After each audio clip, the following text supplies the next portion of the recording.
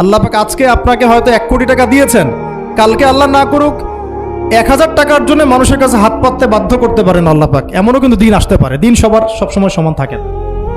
আজকে আপনার কাছে 1 কোটি টাকা আছে, কিছু মনে হচ্ছে না, কালকে কে জানে আল্লাহ না করুক যে 1000 টাকা কারো কাছে চাইতে হচ্ছে, 1000 টাকার জন্য ঠেকে গেছেন, হতে পারে না?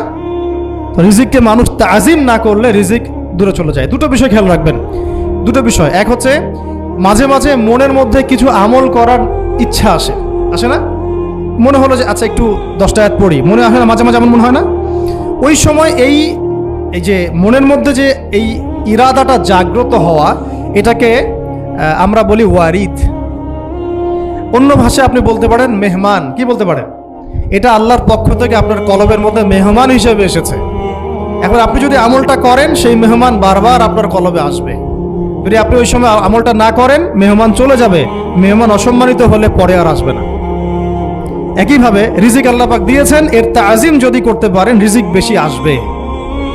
রিজিকের তাজিম সম্মান করতে না পারলে রিজিক আসবে না, বেশি কমে যাবে। উসমান রাদিয়াল্লাহু আনহু সবচেয়ে ধনী ছিলেন না? কেন জানেন? কেন? এটা কি জানেন কেন ধনী ছিলেন? একে তো তিনি প্রচুর দান সদকা করতেন, এটা তো আপনারা জানেনই। আরেকটা জিনিস অনেকে জানে না, তিনি উটের পিঠে বসেছিলেন, কিছু একটা খাচ্ছিলেন, এই 2-1টা দানা পড়ে গেছে নিচে। উটের পিঠ থেকে নেমেছেন, নেমে সেই দানা উঠিয়েছেন, পরিষ্কার করেছেন, ধুয়েছেন, আবার খেয়েছেন।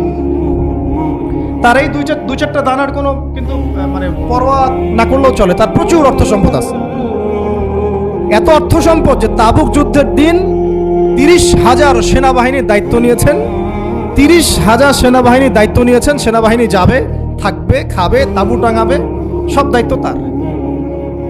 30,000 সেনাবাহিনীর দায়িত্ব নেওয়া কি চারটাখানি কথা? তো এই সাহাবী এই কয়েকটা খাবারের দানা উঠিয়ে খেলেন। নবী সাল্লাল্লাহু আলাইহি ওয়াসাল্লাম বলেছিলেন যে তোমাকে আল্লাহ পাক রিজিক বাড়িয়ে দিবেন না কেন? তুমি রিজিকের যে তাজিম, যে সম্মান তুমি করো, এর বদৌলতে আল্লাহ পাক তোমাকে বেহিসাব রিজিক দিবেন।